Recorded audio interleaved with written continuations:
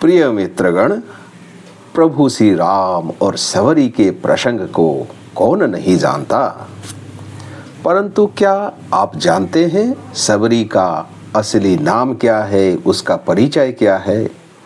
तो इसी को आज का वीडियो में मैं बताने जा रहा हूँ, सबरी का असलियत। और इससे पहले कि मैं ये वीडियो शुरू करूँ, ये कहानी शुरू करूँ, मैं हूँ शुभेंदु चौधरी और आप सभी को मेरा प्यार भरा नमस्कार। अगर आप इस चैनल को सब्सक्राइब ना किया हो तो जो नए हैं अवश्य सब्सक्राइब कर ले, ताकि अगला एपिसोड आप तक आसानी से पहुंच जाए। तो मित्रों, सबरी के असली नाम क्या है हम कोई नहीं जानते। हम केवल ये जानते हैं कि वे मध्य भारत के किसी एक अंश के गहरे आदिवासी सरब जाति के राजकन्या थी। वे परम दयालु थे। उसके पिताजी उसके विवाह के आयोजन किया था। विवाह के पूर्व दिन उसके सखियां उसको लेकर हंसी और गप्पे किया करती थी। उसी के आड़ में उसके कान में नानान पशुओं के आर्त चीख सुनाई दिया। पशु क्यों इतने चीख रहे हैं?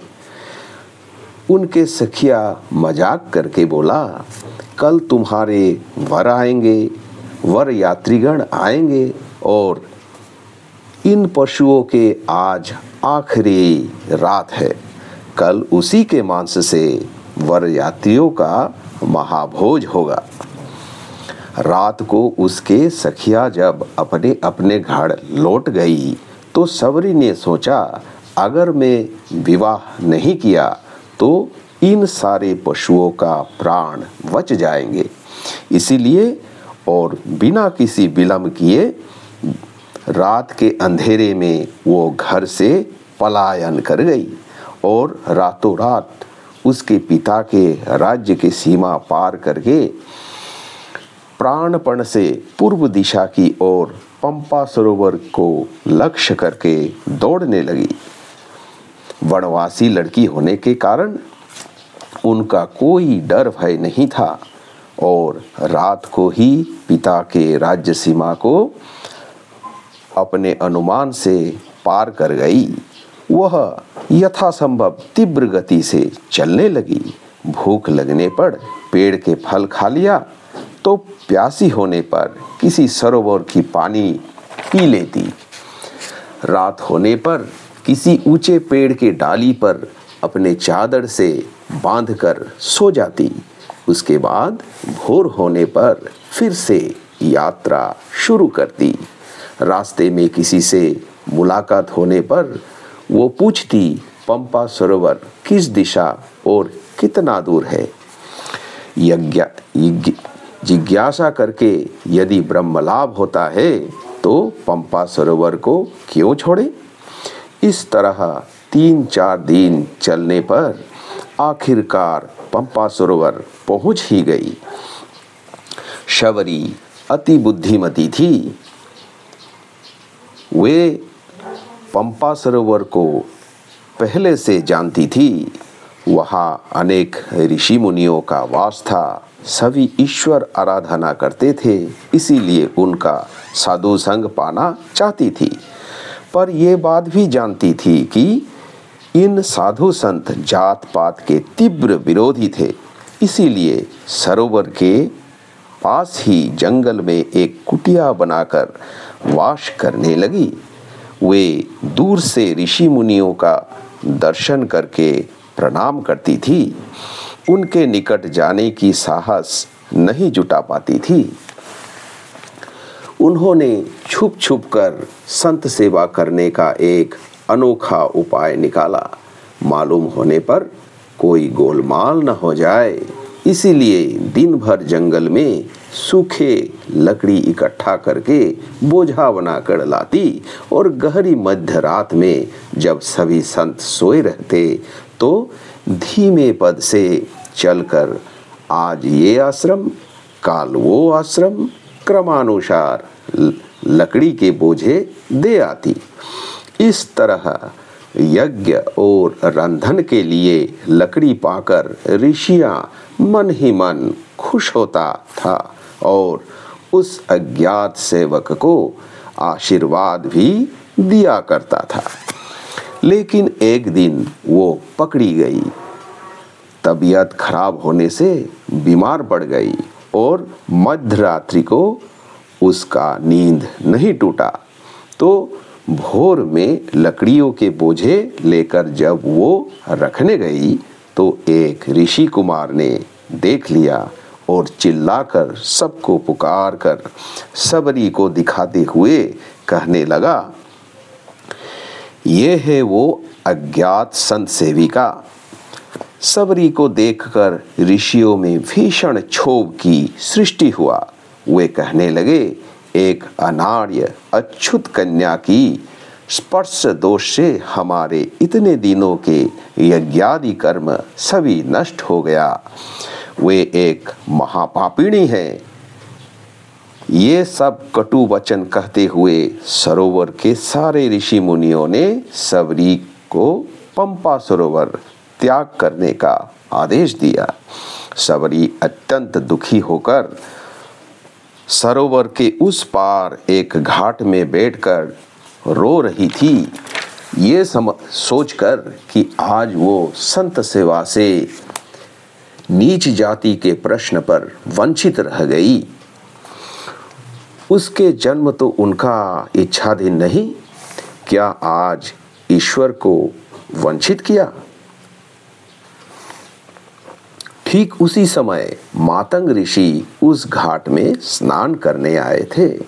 वे उम्र की भाड़ में कुबड़ा यानी कुब्जा हो गए थे। वे आँख से भी ठीक से नहीं देख पाते थे। सबरी के दीर्घ श्वास के और बीच बीच में स्फुट रोने की आवाज सुनकर उन्होंने पूछा, कौन रो रहा है यहाँ? सबरी डरती हुई कोमल स्वर में बोली, मैं एक अछूत कन्या हूँ बाबा, सब मुझे सबरी कहते हैं। यहाँ तुम क्या कर रही हो? किस लिए रो रही हो? उत्तर में सबरी ने उसके मन की दुख की बात बताई थी। मातंग ऋषि ने कहा, तुम्हारी मन तो पवित्र है पुत्री, तुम संत सेवा ही न करना चाहती हो। तुम ये वृद्ध संतान की सेवा करो, चलो मेरे आश्रम में चलो। कहाँ वो घृणात्मक तिरस्कार और कहाँ ये प्रेमात्मक वात्सल्य। सबरी ऋषि मातंग के आश्रम में उसके शिष्या बनकर रह गई। एक दिन ऋषि ने सबरी को बुलाकर कहा, माँ मेरा बुलावा आया है, मैं शरीर त्यागने जा रहा हूँ। तुम ये कुटिया छोड़कर कहीं नहीं जाना। तुम्हारे उपास्य भगवान श्री राम स्वयं आएंगे तुम्हारे पास, तुम प्रतीक्षा करना। वो 16 वर्षीय तरुणी सबरी आज 60 साल की एक वृद्धा है। छोटे छोटे ऋषि बालकगण एक मैदान में खेल रहे थे। उसे 2 सबल सुठाम सुंदर युवक को उधर ही आते देखा। वह ऋषि मुनियों के जैसा वस्त्र पहने हुए थे। उनके कंधे पर यज्ञोपवीत यानी कि जनेऊ थे, लेकिन क्षत्रियों जैसा धनुर्बाण भी था। वह कौन हो सकते हैं? बालकों में जो थोड़ा बुद्धिमान था वो निकट जाकर उसका परिचय पूछा। उत्तर में लक्ष्मण ने कहा, नमस्कार ऋषि बालकगण, मेरा नाम लक्ष्मण और ये मेरा भ्राता श्री राम है। हम अयोध्या के राजकुमार हैं। हमारे पिता स्वर्गीय अयोध्यापति महाराज दशरथ है।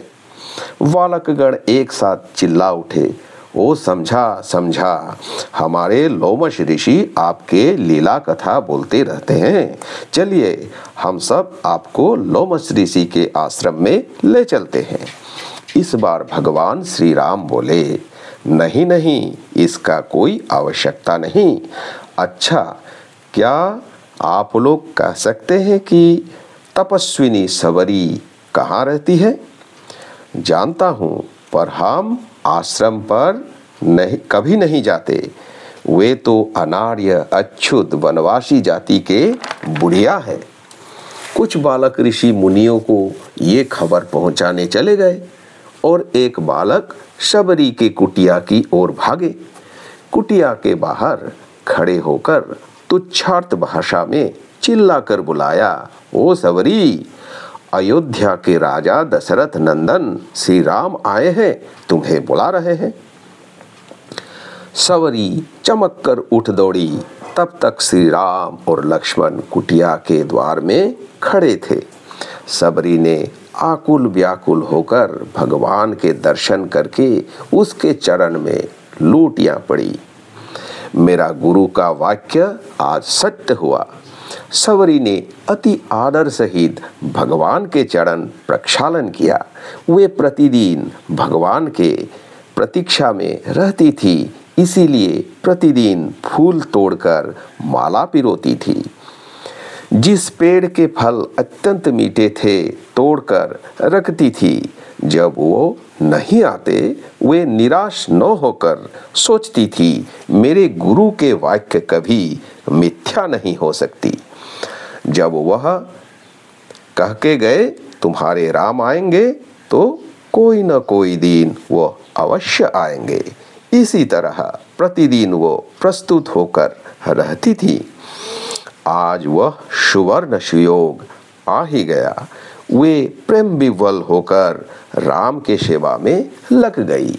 मीठे मधुर संग्रहित फल श्री राम लक्ष्मण के सन्मुख में भोग लगाई। श्री राम बिना संकोच के वह भक्ति रसप्लुत फल खा रहे थे, लेकिन लक्ष्मण नहीं खा रहे थे। सबरी को पता भी नहीं दिला रहे थे। लक्ष्मण प्रतिज्ञाबद्ध थे, इसीलिए वे 14 साल से अन्न जल त्यागे थे। पर श्री राम के निकट तो राजभोग और सबरी के फल एक समान है।